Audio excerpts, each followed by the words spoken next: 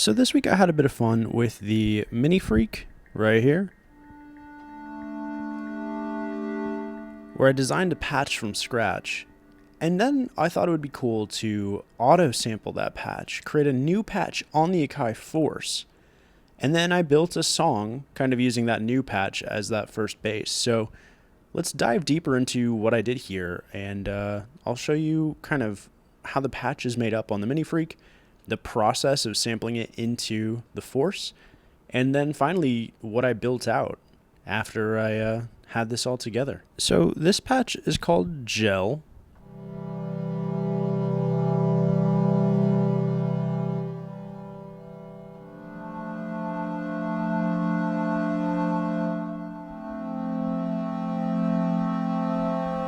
And it is a pad, which you can probably tell, both because it sounds like a pad and because I had saved it as a pad. Now, there's a few things going on here.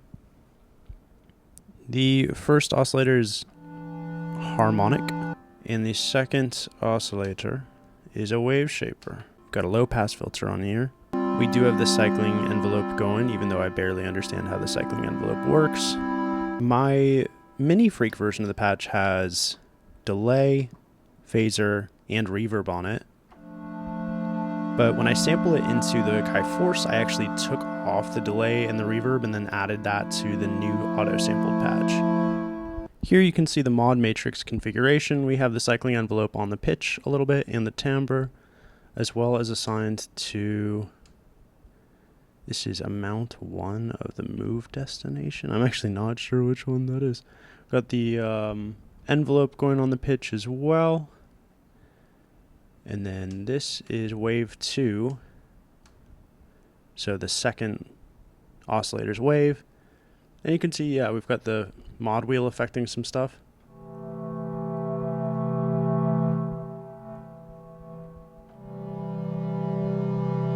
There's a cutoff. I think it's really the only thing the mod wheel affects is the cutoff, which you don't actually hear in the patch when I bring it into the Force, because I'm not really affecting the mod wheel when I'm auto-sampling. But it's a sweet little pad. It was fun to make, and I actually made 2 other patches this week. I made this one, Bone. Let's click in.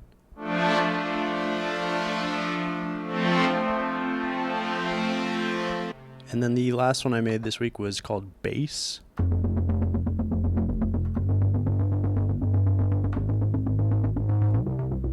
I was just trying to make it like a Trent Reznor, Mike Dean, gnarly arpeggiated bass. I think it came together all right. I've been really fascinated by the Hydrasynth Deluxe. I think that's what it's called. Is it Hydrasynth Explorer Deluxe or just Hydrasynth Deluxe? I don't know. But I've kind of wanted one really bad, and in order to convince myself not to get one, I decided to dive deeper into the MiniFreak, make some patches. And then I thought it would be cool to expand on those patches by auto-sampling one into the Akai Force. So let's show that. First things first, we can see that on the back of the Force, we've got audio in. So this is the headphone output of the MiniFreak into this dual RCA or 1/4-inch jack setup. I have both the gains set to as high as they go, and then I just lowered the master output on the MiniFreak. And then this USB port, there's 2 of them, just normal USB-A ports.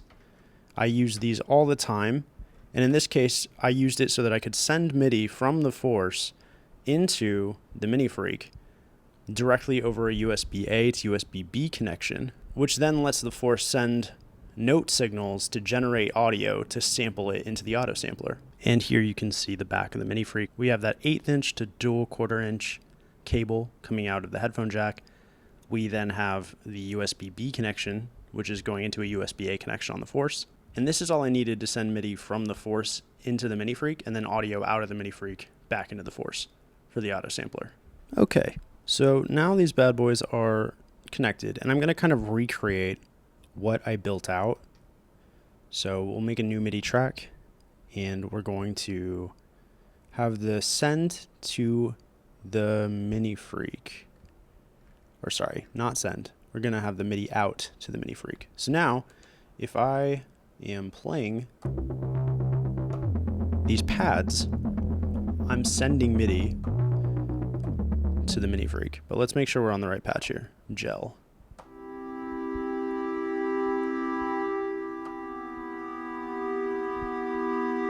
So that's what it sounds like when you send MIDI directly from the Force into that original pad on the MiniFreak. But this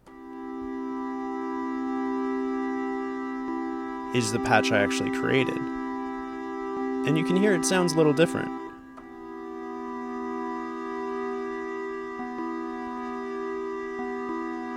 And that's because of how we actually capture the audio. So you hear those little pops. Those are a bit of a Bob Ross style happy accident, but I actually like how they came out. And so let's actually on record arm here, sorry, this one, close, there we go, and go.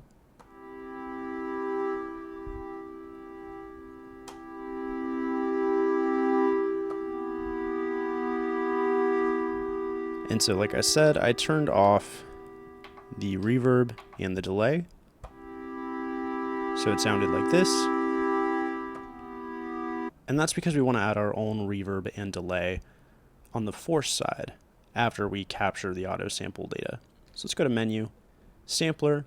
This little icon here is the auto sampler, and I'm curious if it actually has the settings I used last time. No. Okay. I did only record one velocity layer because I didn't program any velocity differences on the MiniFreak. I actually did keep this note stride, although I went to C1. And this is because while I was testing, I tried different note strides, I tried different things, and I realized the most important thing was to get the length and the crossfade working properly.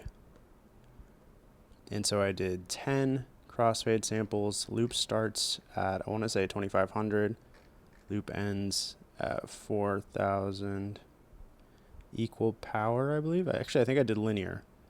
Now, then you click do it, and you can hear it's now actually doing the sampling. And so you've maybe seen videos about this before, but the auto sampler is sending the MIDI out of USB into the MiniFreak, and then the audio back into the Force. And I'll cut ahead once this is done. Actually, just one other thing to note, you can hear that note stride, right? We're not playing every single note on the keyboard. We're jumping 6 notes every time we sample. And for some instruments and sounds, that's going to be a problem. But for this synthesized sound, it was actually pretty fine. So now we have this new track here.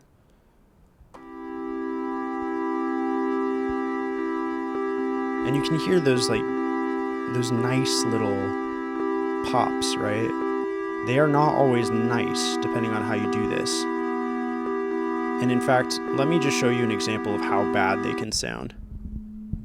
Let's go back to the auto sampler, do this again, but let's give us, instead of 10, we'll give us 2.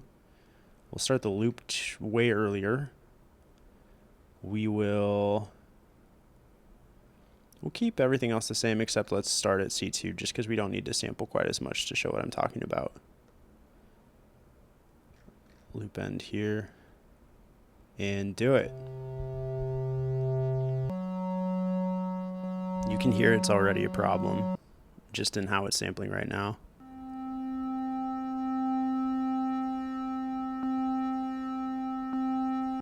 Okay. So now let's go to our brand new sound. Should be this one right here. And it doesn't sound horrible, but those pops, I would say, are less like pleasing to the ear and more like a glitch, which could be what you're going for. But in this case, I did not like that. So let's delete that really quick.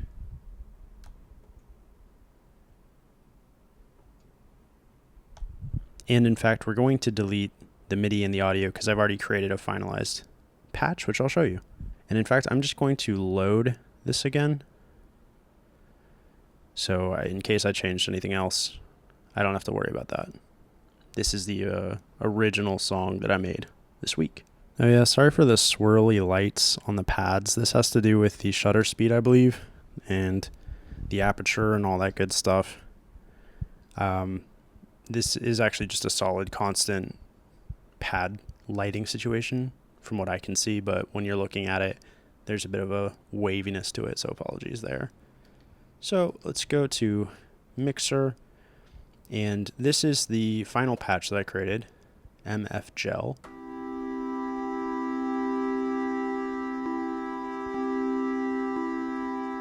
So like I said, I added some delay and reverb on here, and I added a filter. It's got some resonance, it's a low pass filter. I lowered the gain of the output, but I increased the drive, the overdrive, and I set the cutoff to 7.6 kilohertz. Next, there's a delay, and this is what that looks like. It's a quarter T, which I think is triplet. It is set to sync. Feedback's at 48, mix is 23. The width is 65. And you can hear a little bit of that when you let go. But because it's a pad, it doesn't have like a super sharp attack. And then reverb. Anytime I'm using the reverb on the Force or the MPCs, same deal. It's the air reverb. I kind of follow the patch or initial preset patch settings that I like on Valhalla Verb. So I keep pre-delay at like 19, room size at 100. This is you're gonna want to change your time depending on what you're making, but 4.4 seconds was good here, and then around 30% as the mix between wet and dry. And then I always change the type. It wants to default to like room or small studio, which is a very different reverb type than Philharmonic. And I kept some of the output and input width on this. I don't always do that. This is what it sounds like without the reverb. And this is what it sounds like with the reverb.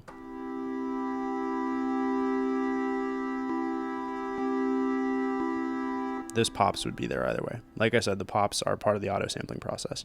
Overall, this was a really fun process to kind of create my own patch on the MiniFreak and then augment that patch, save it as basically a new program. And the way I did that is I hit save, and then I hit key group, and then I save everything on my SD card, and I save it in a folder I created called presets.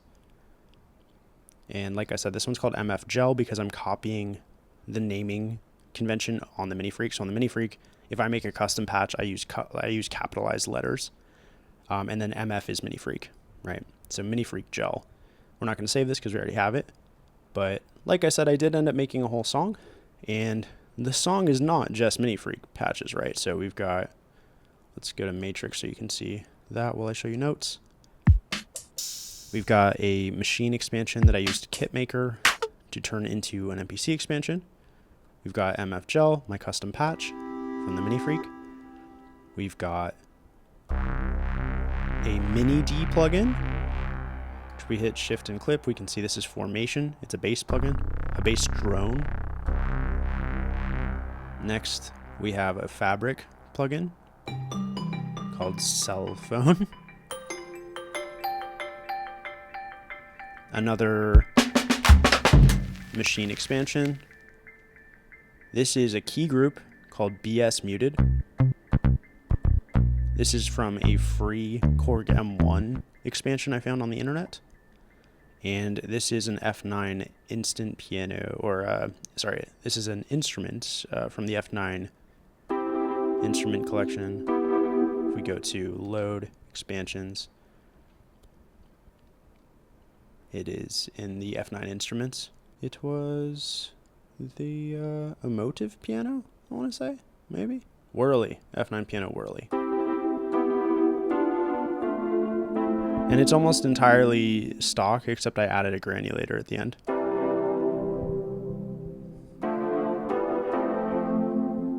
And after all of that, I made this little track that I'm pretty fond of. Thank you so much for watching, and thank you so much if you have liked and subscribed to my channel, liked any of my videos. It means so much. We are just getting closer and closer to 10,000 subscribers, which is blowing my mind. Unreal. I'm going to play this song for you. Before I do, I want to thank my Patreon patrons. I've kind of gone back and forth on whether I want to keep doing the Patreon. It's really just a tip jar. There's not a lot of bonus stuff. You get credits in all my videos. And currently it's like $1 and $3 if you'd like to support. It means a lot, everyone who's doing that. But I don't know if I'm going to keep doing it. I'm just not sure if it's the right fit for the channel. Lastly, I'd really appreciate if everyone who is interested checked out my album, There's Something Better. A lot of the stuff I make in my videos is kind of a quick sketch I made throughout the week. I'm working on my second album under my name Dylan Paris right now, and my first one, There's Something Better, was co-produced with my friend Jake Stein. That came out in 2020, and it kind of showcases, I think, more of what I can actually do when I sit down and spend a lot of time making music. This is more of a chance to practice and learn new synthesizer skills and play with new gear, but obviously the stuff I make in this channel is not going to meet the same quality as like years long produced music on an album. So if you're interested in hearing what I can really do with time and effort, I really recommend checking out my album, There's Something Better. Thank you so much for watching, and enjoy this tune I made.